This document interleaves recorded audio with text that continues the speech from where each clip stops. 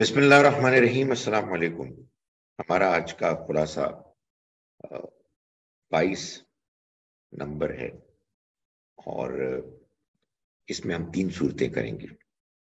سورہ مومن کے جو ہم نے 21ویں خلاصے میں سورہ زمر کی تھی اس کی جوڑا سورہ ہے، اور اس کے علاوہ ہم سورہ حامیم سجدہ اور سورہ شورا کریں گے، یعنی سورہ نمبر 41، 40، 41 اور 42۔ سورہ مومن سورہ زمر کی جوڑا سورہ ہے، دونوں کے مضامین ایک ہی ہیں، دونوں میں جو ابتدائی آیت ہے وہ بالکل یکساں ہے، سوائے اس کے کہ سورہ مومن میں اللہ تعالیٰ کی صفت علیم بیان ہوئی ہے، جبکہ سورہ زمر میں صفت حکیم بیان ہوئی ہے۔ اسی سے معلوم ہوتا ہے کہ وہاں استدلال اللہ کی حکمت پر مبنی ہے اور یہاں اللہ کے علم پر مبنی ہے۔ تو آئیے پہلے ہم اس کی ابتدائی آیات دیکھتے ہیں۔ اعوذ باللہ من الشیطان الرجیم، بسم اللہ الرحمن الرحیم۔ یہ سورہ حامیم ہے، حامیم یہ سورہ حامیم ہے۔ تنزیل الکتاب من اللہ العزیز العلیم، اس کتاب کا اہتمام کے ساتھ نازل ہونا ہوا اس اللہ کی طرف سے کہ جو غالب ہے اور علم والا ہے، غافر الذنب جو گناہوں کو بخشنے والا، توبہ کو قبول کرنے والا، سخت پکڑنے والا اور بڑی قدرت والا ہے۔ اس کے سوا کوئی معبود نہیں، اسی کی طرف سب کو لوٹنا ہے۔ اللہ تعالیٰ نے آیات نمبر 7 میں اور 8 میں فرشتوں کی دعا کا ذکر کیا۔ فرمایا الذین یحملون العرش، جو عرش کو اٹھائے ہوئے اور جو اس کے ارد گرد ہیں، وہ اپنے رب کی تسبیح کرتے ہیں، اس کی حمد کے ساتھ، اور اس پر ایمان رکھتے ہیں، اور ان لوگوں کے لیے استغفار کرتے رہتے ہیں جو ایمان لائے ہیں۔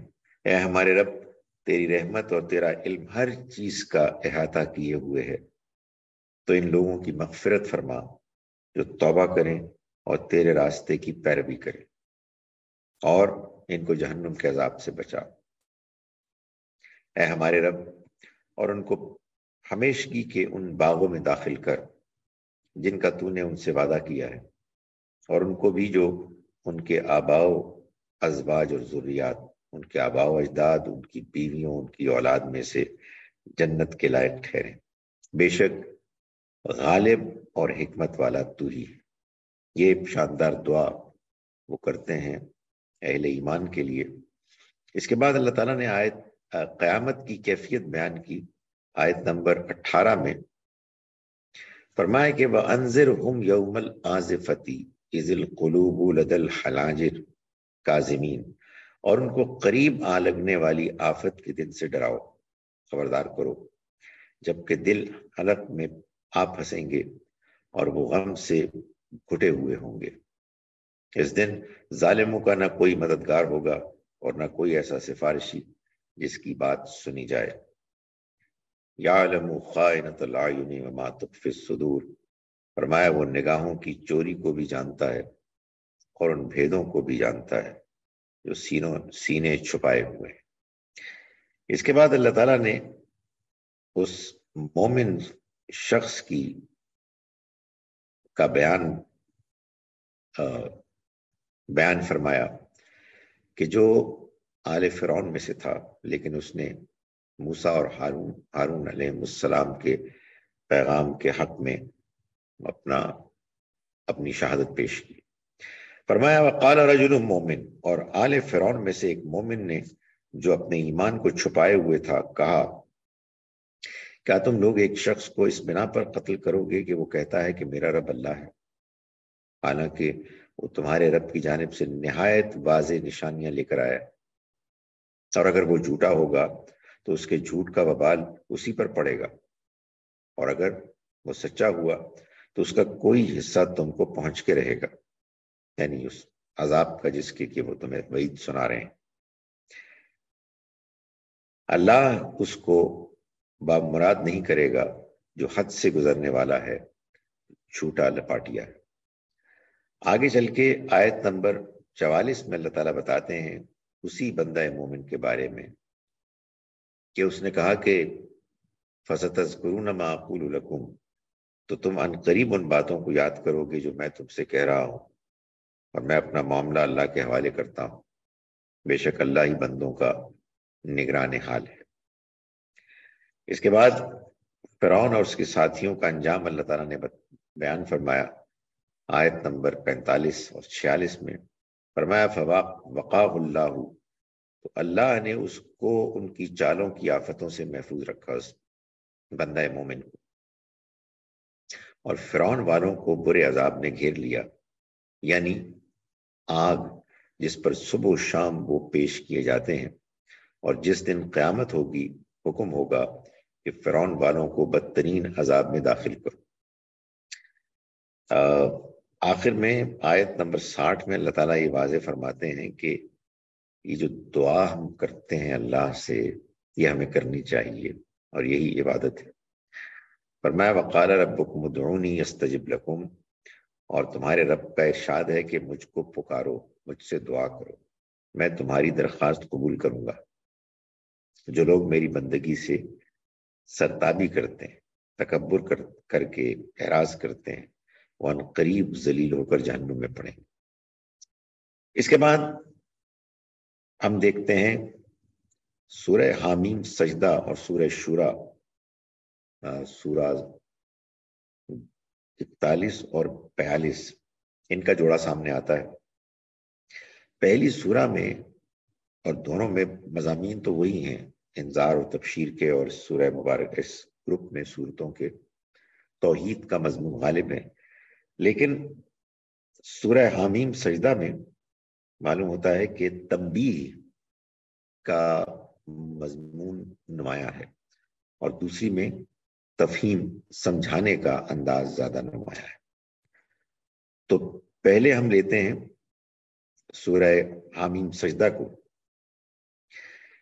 اللہ تعالیٰ فرماتے ہیں کہ بسم اللہ الرحمن الرحیم، حامیم، یہ سورہ حامیم ہے، تنزیل من الرحمن الرحیم، کہ قرآن خدائے رحمان و رحیم کی طرف سے اہتمام کے ساتھ اتارا گیا ہے۔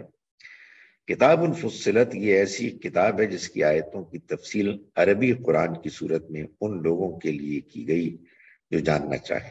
ظاہر ہے سب سے پہلے لوگ جن کو کہ پیغام گیا وہ عرب کے لوگ تھے، جن کی زبان میں قرآن نازل ہوا۔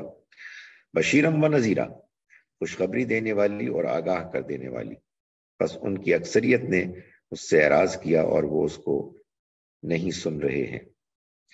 اس کے بعد اللہ تعالیٰ آیت نمبر 19 میں فرماتے ہیں وَيَوْمَ يُحْشَرُ أَعْدَاءُ اللَّهِ، اور اس دن کا خیال کرو جس دن اللہ کے دشمن جہنم کی طرف اکٹھے کیے جائیں گے تو ان کی درجہ بندی ہوگی۔ فرمایا حتیٰ، یہاں تک کہ جب وہ اس کے پاس حاضر ہو جائیں گے تو ان کے کان اور ان کی آنکھیں اور ان کے جسم کے رونگٹے ان پر ان کی باتوں کی گواہی دیں گے جو وہ کرتے تھے۔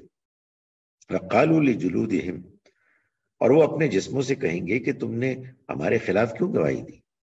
وہ جواب دیں گے کہ ہمیں اسی اللہ نے گویا کر دیا، بولنے کی صلاحیت دے دی، جس نے ہر چیز کو گویا کیا، اور وہی ہے جس نے تمہیں پہلی بار پیدا کیا، اور اب اسی کی طرف تم لوٹائے جاؤ گے۔ وما کنتم تستترون، اور تم یہ اندیشہ نہیں رکھتے تھے کہ تمہارے خلاف تمہارے کان یا تمہاری آنکھیں یا تمہارے جسموں کے رونگٹے گواہی دیں گے، بلکہ اس پر مزید تم نے یہ گمان کیا کہ اللہ بھی ان بہت سی باتوں کو نہیں جانتا جو تم کرتے ہو۔ اس کے بعد فرمایا کہ وَالظَّالِمُ، اور اپنے رب کے بارے میں تمہارا یہی وہ گمان ہے جس نے تم کو غارت کر دیا اور تم خسارے میں پڑنے والے بنے۔ اس کے بعد آیت نمبر 26 میں اللہ تعالیٰ نے کافروں کا رویہ بیان کیا کہ وقال الذین کفروا، اور کفر کرنے والوں نے کہا کہ اس قرآن کو نہ سنو اور اس کے بیچ میں شور مچا دو، شور و شغب برپا کر دو تاکہ تم غالب رہو۔ آیت نمبر 33 میں اللہ تعالیٰ فرماتے ہیں کہ ومن احسن قولا، اور اس سے بڑھ کر اچھی بات کس کی ہوگی جو اللہ کی طرف بلائے اور نیک عمل کرے اور کہے کہ میں مسلمانوں میں سے ہوں۔ ولا تستوی الحسنہ، اور بھلائی اور برائی دونوں برابر نہیں ہو سکتے۔ تم برائی کو اس چیز سے دور کرو جو زیادہ بہتر ہے، تو تم دیکھو گے کہ وہی جس کے اور تمہارے درمیان دشمنی تھی، گویا وہ ایک گہرا پکا دوست بن جائے گا۔ فرمایا کہ اور یہ دانش نہیں ملتی مگر انہی لوگوں کو جو ثابت قدم رہنے والے ہوتے ہیں، اور یہ حکمت نہیں ملتی مگر انہی کو جو نصیبے والے ہیں۔ وَإِمَّا يَنزَغَنَّكَ مِنَ الشَّيْطَانِ، اور اگر شیطان تمہارے دل میں کوئی اکساہٹ پیدا کر ہی دے تو اللہ کی پناہ مانگو، بے شک حقیقی سننے والا جاننے والا وہی ہے۔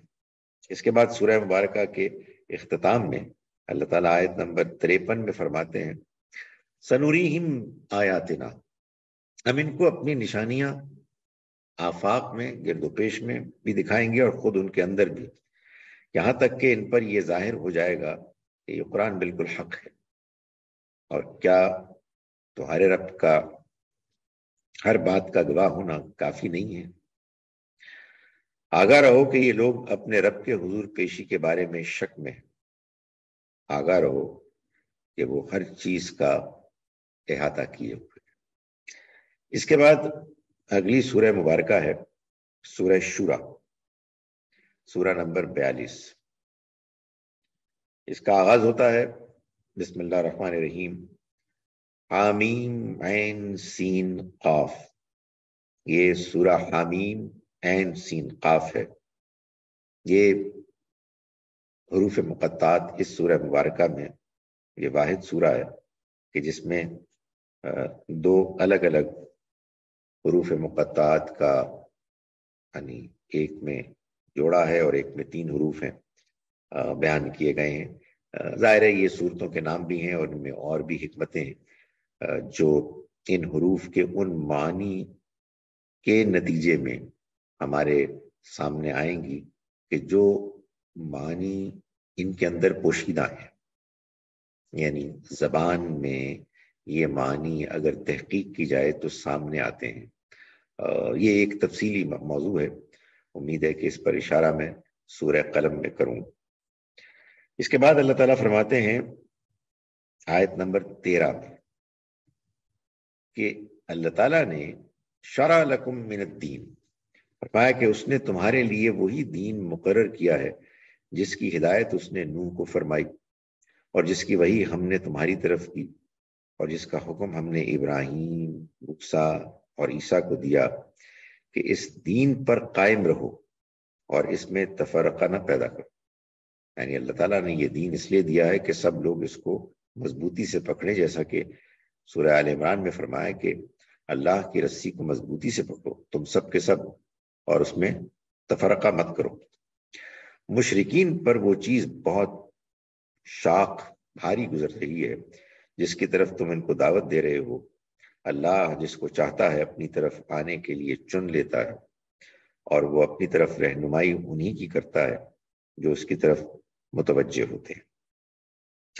اس کے بعد اللہ تعالیٰ فرماتے ہیں آیت نمبر 36 سے آگے 39 تک اہل ایمان کے اوصاف بیان کر رہے ہیں۔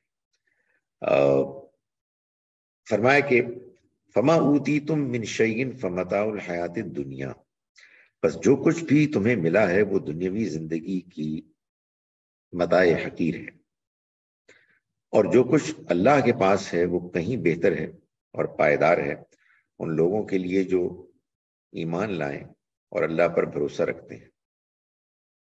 والذین یجتنبون کبائر الاثم، اور وہ بچتے ہیں بڑے گناہوں اور کھلی ہوئی بے حیائیوں سے، اور جب غصے ہوتے ہیں تو وہ معاف کر دیتے ہیں۔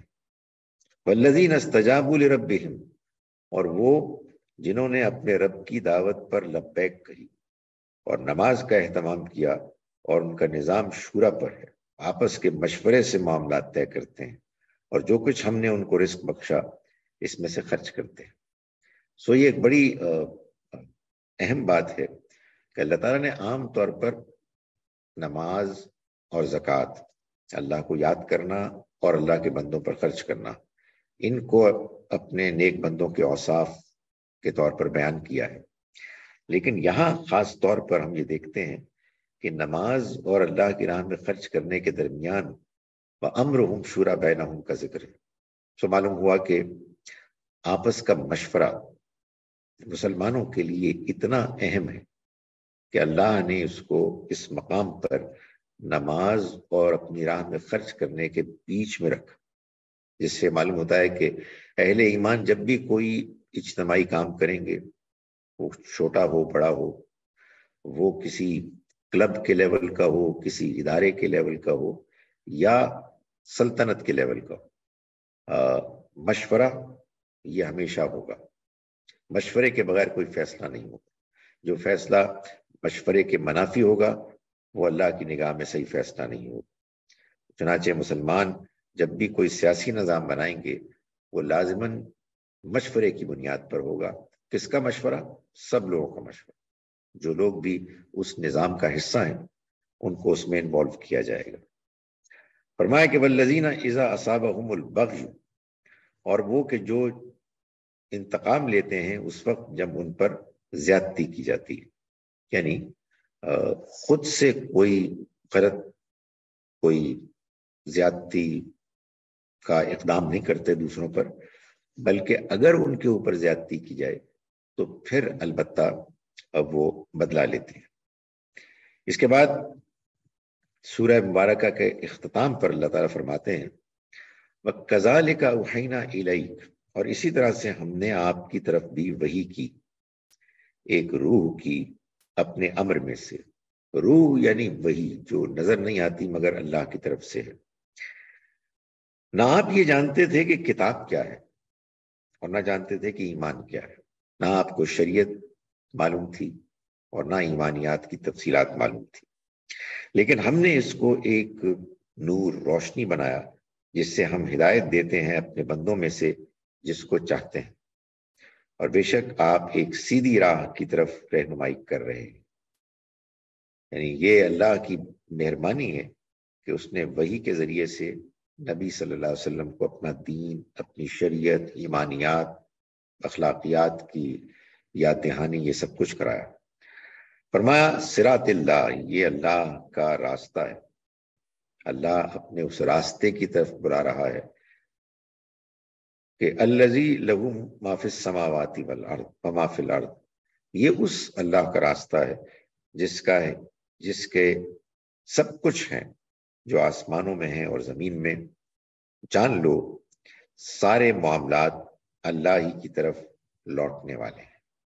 اللہ تعالیٰ ہمیں اپنی کتاب کو اچھی طرح سے سمجھنے اور اپنی زندگی میں اختیار کرنے کی توفیق عطا فرمائے۔